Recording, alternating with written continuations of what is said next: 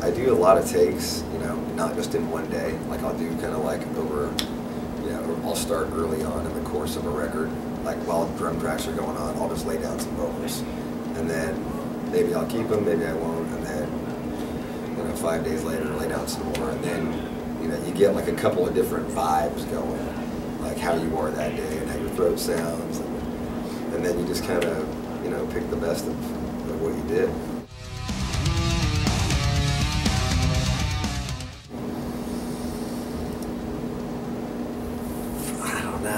I don't know.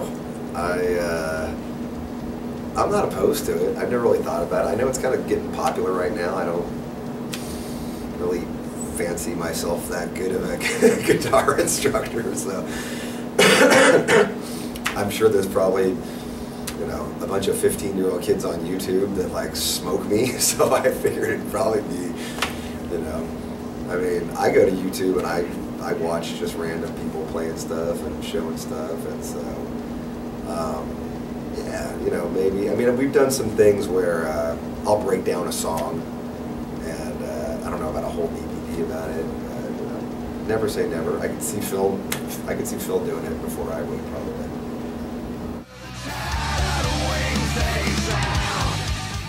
You just gotta fucking, you know what you say to yourself? It could be way worse. If the worst thing that you have to do is go out and play to, you know, 2,000 fans who are fucking ready to lose their mind to the music you're playing, life really ain't that bad, man. So I try and keep that in perspective that way. These things are blood.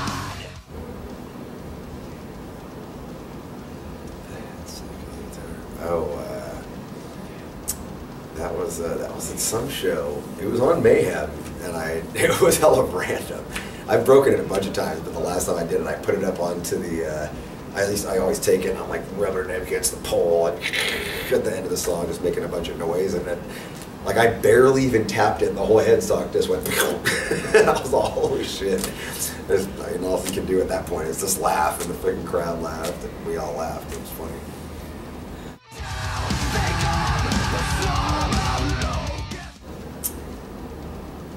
With Witch Hunt, we had talked about doing that on Through the Ashes, so we were actually going, we had, you know, jammed it and everything, and we ended up just running out of time.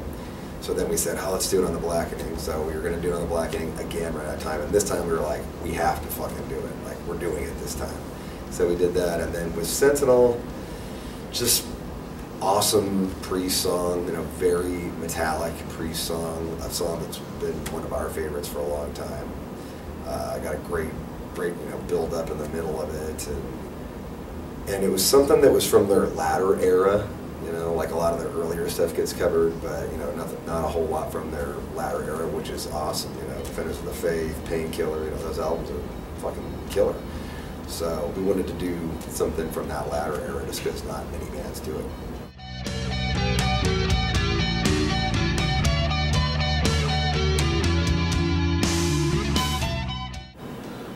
Yeah, I mean, when I did the Maiden thing, I was kind of like, I hope I can do this. You know, might have to tune really far down, but you know, I ended up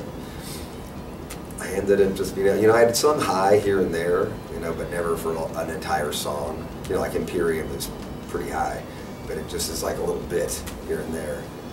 And you know, I wanted that challenge, and I wanted to push myself into something that was scary and do something that I'd never done before, and do something that I didn't know if I could do well. You know, I knew I could hit all the notes. I didn't know if I could own it.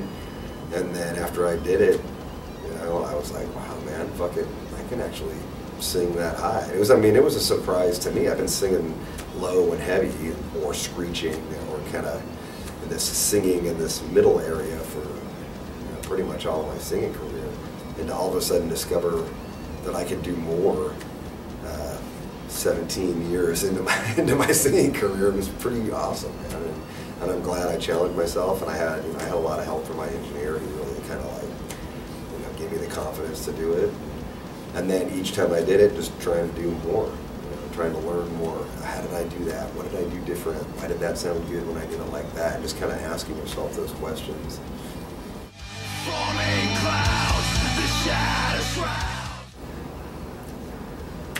I'm nervous for them. I'm not nervous for them at all. Like, if you got the balls to bring a sign that says, "I'm 13 years old, let me play a Settings of Hate with you," and you get up and you can't deliver, because I sit there and ask them, I'm like, are you going to be able to do this, dude?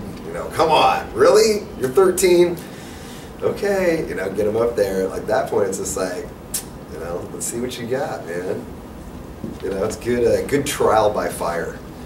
I never feel sympathy. We just had, we have opening bands out with us who, fucking our crowd can be merciless. I mean, they're throwing garbage cans that bring me the horizon, like full of garbage. It was fucking like nothing I've ever seen.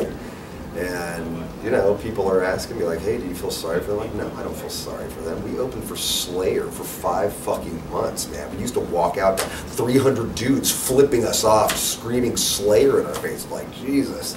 Like, it makes you a better band. It's fucking trial by fire. It's sink or swim. And, to bring to the Horizon's credit, they swam.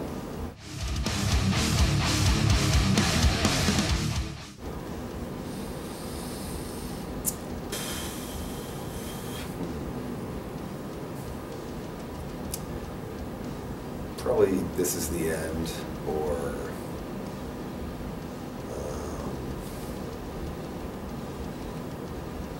This Is the End, or Locust. There's a lot going on, a lot of, screaming, screeching, falsetto vocals, clean tone, just like all in the blink of an eye, and, having to hit buttons and think and play and sing, and like, there's like one section of the song where like in a 7-second period I've got like 7 things I have to do, and I'm just like, hit the pedal too, sing, change the vocal, screech, play, get up here, do the chord, hit this, and then go jam a fiddle. And I'm like, fuck. Every once in a while I get a little discombobulated, but yeah. I mean, challenge-wise, This Is the End is always a really hard song to play because it's so precise, and you want to make sure all that tremolo picking's super accurate. So I like to warm up a lot for that. Just, I like it when it comes up. Like, all right, here we go. Yeah. It was I was living in Berkeley at the time, and I was walking my dog. This is a perfect example. I was walking my dog, and he was in front of me, and he had a Machine Head shirt on. And I was like walking behind this dude. He took his jacket off. It was like summertime. He took his jacket off. He was just leaving school. And I was like, holy shit, that dude's wearing a fucking Machine Head shirt. And he just kept on walking, and I just kept on walking, but he never turned around to go, hey, is that Robb Flynn walking behind me with his fucking pit bull? So, but I remember being really stoked. I was like, fuck, that's fucking awesome, man.